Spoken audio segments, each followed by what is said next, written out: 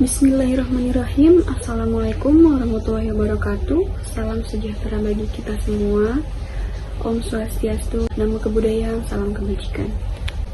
Dalam kesempatan ini, kami dari kelompok 3 alhamdulillah diberikan kesempatan untuk mempresentasikan sebuah topik mengenai analisis brand awareness di kalangan masyarakat pada roti merek Sari Roti, mengenai laporan riset merek.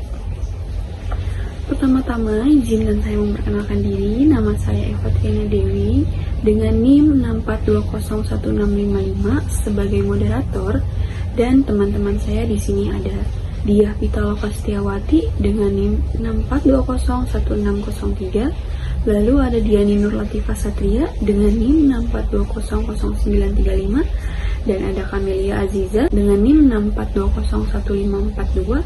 Dan yang terakhir ada Putri Enadis Ramadhanti dengan NIM 642000934. Kami dari kelas 64303 dengan mata kuliah Manajemen Pemasaran jenjang Strata 1, Program Studi Manajemen, Fakultas Ekonomi dan Bisnis, Perguruan Tinggi Universitas Bina Sarana Informatika. Langsung saja kita masuk pada beberapa bagian yang akan kami presentasikan atau daftar isi. Yang pertama di sini ada bab 1 yaitu pendahuluan, lalu ada bab 2 tinjauan pustaka, lalu ada bab 3 analisis data dan pembahasan, dan yang terakhir ada bab 4 penutupan dan saran. Untuk mempersingkat waktu, saya langsung persilakan kepada Dia Pitaloka untuk mempresentasikan materi yang pertama. Baik, terima kasih Eva. Bab 1, pendahuluan, yaitu terdiri dari tujuan penelitian dan metode analisis data. Next. Yang pertama, tujuan penelitian. Untuk mengetahui brand awareness di kalangan masyarakat pada roti merek Sari Roti, serta upaya yang dilakukan dalam meningkatkan brand awareness di kalangan masyarakat. Yang kedua, ada metode analisis data. Dalam metode penelitian ini, kelompok kami menggunakan metode penelitian deskriptif kualitatif dengan sumber data primer berupa kuesioner pada merek Sari Roti. Next. Bab 2 ini tinjauan pustaka yang terdiri dari definisi merek, peranan dan kegunaan merek, strategi merek, ekuitas merek, peran brand equity, dan brand awareness. Next. Yang pertama ada definisi merek. Merek adalah suatu nama, istilah, tanda, lambang, atau desain gabungan dari semua yang diharapkan mengidentifikasikan barang atau jasa dari seseorang penjual atau sekelompok penjual, dan diharapkan akan membedakan barang atau jasa dari produk pesaing lain.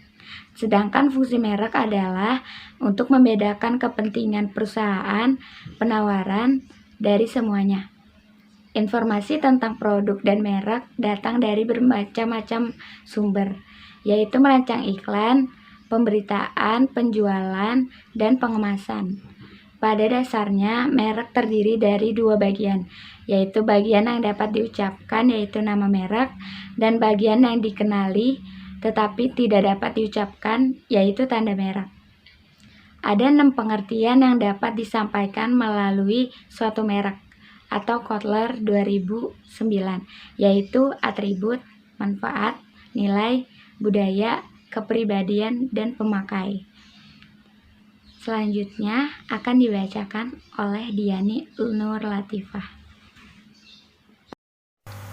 B. Peranan dan kegunaan merek sebagai berikut.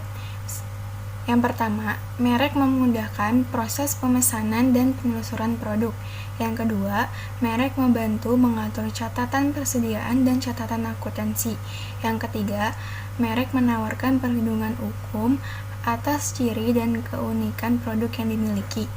Yang keempat, merek menandakan tingkat kualitas tertentu sehingga pembeli yang puas akan melakukan pembelian berulang atau loyalitas konsumen. Yang terakhir, merek dapat menjadi alat yang berguna untuk mengamankan keunggulan kompetitif. Merek memiliki manfaat bagi produsen dan konsumen, diantaranya manfaat tersebut yaitu manfaat ekonomik, manfaat fungsional, dan manfaat psikologis. Next, yang C, strategi merek. Yang pertama, merek baru atau new brand. Perusahaan dapat menciptakan nama atau merek baru ketika ingin memasarkan produk baru. Yang kedua, multi merek atau multi brand. Perusahaan mengelola berbagai nama merek tambahan dalam kategori produk yang sama. Yang ketiga, perluasan merek atau brand extension, menggunakan nama atau merek sebelumnya yang telah berhasil untuk meluncurkan produk baru. Yang keempat, ada perluasan lini atau lini extension, memperkenalkan berbagai macam atribut tambahan atau variasi terhadap kategori produk yang sudah ada. Next, yang D, ada elemen-elemen brand equity atau ekuitas merek. Brand equity dapat dikelompokkan menjadi 4 kategori, yaitu yang pertama ada brand awareness atau kesadaran merek, menunjukkan bahwa calon pelanggan mengenali dan mengingat barang maupun jasa bahwa merek adalah suatu bagian kategori produk tertentu. Yang kedua ada perceived quality atau persepsi kualitas, menunjukkan persepsi pelanggan terhadap keseluruhan komponen kualitas atau keunggulan pada suatu barang maupun jasa layanan yang berkesan dengan kesesuaian yang diharapkan pelanggan. Yang ketiga ada brand association atau asosiasi merek, menunjukkan citra suatu kesan pada merek yang berkaitan dengan kebiasaan lifestyle, atribut barang maupun jasa, persaingan harga, keuntungan, dan sebagainya. Yang terakhir ada brand loyalty merek, menunjukkan terikatnya pelanggan dalam barang maupun jasa dengan suatu merek produk yang diyakininya. Next, E, peran brand equity. Menurut Durianto DKK, brand equity adalah seperangkat aset atau liabilitas merek yang terkait dengan suatu merek, nama, simbol, yang mampu menambah atau mengurangi nilai yang diberikan oleh suatu produk atau jasa, baik pada perusahaan maupun pada pelanggan. Selanjutnya dibacakan oleh Eva Triana Dewi. Selanjutnya ada F, brand awareness atau kesadaran merek. Kemampuan konsumen untuk mengenali atau mengingat bahwa sebuah merek merupakan anggota dari kategori produk tertentu. Berikut adalah tingkatan dari brand awareness. Yang pertama ada unaware of brand, yang kedua ada brand recognition, yang ketiga ada brand recall, dan yang keempat ada top of mind. Lanjut, ada bab 3, analisis data dan pembahasan. Terdapat profil perusahaan, profil sari roti, data responden, dan analisis dan pembahasan. Yang pertama ada profil perusahaan. Nippon Indosari Korpindo Tbk merupakan salah satu perusahaan roti terbaik dengan merek sari roti terbesar di Indonesia. Perusahaan ini berdiri pada tahun 1995 dan juga mulai meningkatkan kapasitas produk dengan menambahkan 2 lini produksi, yakni roti tawar dan roti manis, sejak 2001. Dan pada tahun 2010 terdapat 3 pabrik dalam pembangunan sekaligus, yaitu berada di Semarang, Medan, dan Cikarang. Dan pada tahun 2011 ada tambahan 2 pabrik, yaitu di Palembang dan di Makassar. Pada tahun 2006, perseroan ini telah berhasil mendapatkan sertifikat HACCP atau Hazard Analysis Critical Control Point, yang merupakan sertifikat jaminan keamanan pangan sebagai bukti komitmen perseroan dengan mengedepankan prinsip 3H. Halal, healthy, hygienic pada setiap produk sari roti. Produk sari roti juga telah terdaftar melalui Badan BPOM Indonesia dan memperoleh sertifikat halal dari MUI atau Majelis Ulama Indonesia.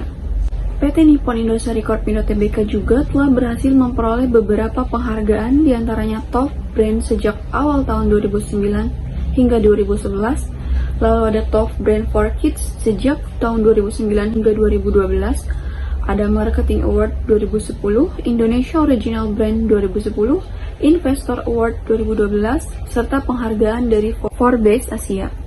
Yang kedua ada profile sari roti. Beberapa produk antara lain roti tawar spesial 6 slice, roti tawar keju, sandwich isi coklat, sandwich isi cream peanut, chiffon cupcake strawberry, chiffon cupcake pandan, chiffon cupcake coklat, roti isi mixed fruit, roti isi krim coklat vanilla, roti isi krim coklat, roti isi krim keju, dan beberapa varian produk lainnya.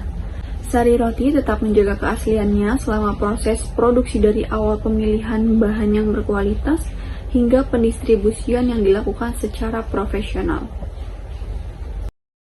Lalu untuk yang bagian C yaitu data responden. Yang pertama ada jenis kelamin. Untuk yang perempuan ada sebanyak 27 responden atau sekitar 54%. Lalu yang laki-laki ada sebanyak 23 responden atau sekitar 46% dari jumlah total keseluruhan 50 responden atau sekitar 100%. Kesimpulannya adalah bahwa masyarakat sudah cukup familiar dengan merek-merek roti yang ada di Indonesia, terutama roti dengan merek Sari Roti.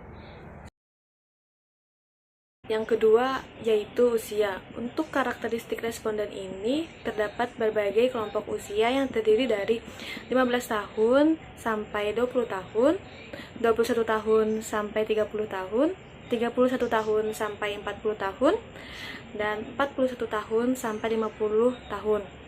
Untuk 15 tahun sampai 20 tahun ada sebanyak 29 responden atau sekitar 58%. Lalu 21 tahun sampai 30 tahun ada sebanyak 16 responden atau sekitar 32%.